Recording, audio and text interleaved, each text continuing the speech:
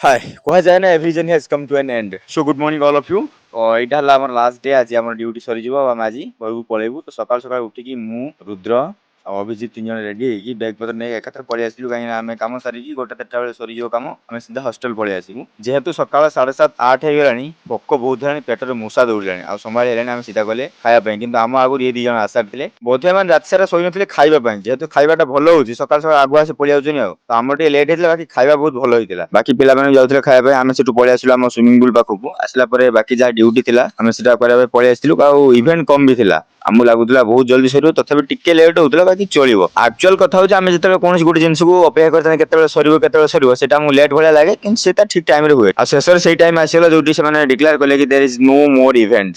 सरीगला आम से बाहर किंतु कहते कंपटीशन है से गोटे विनर थी से गोटे मेडाल थी निश्चित मैंने भल करते मेडाल पाइले जो न पाइले से उदास थे कि नेक्स्ट टाइम ट्राए करेंगे। चिकेन कांगाली पापी पुरुष के देखी जो देखने देखो देखो भाई साहब आपन अजा मरी कौन शुद्ध था कौन चिकेन नहीं एलवे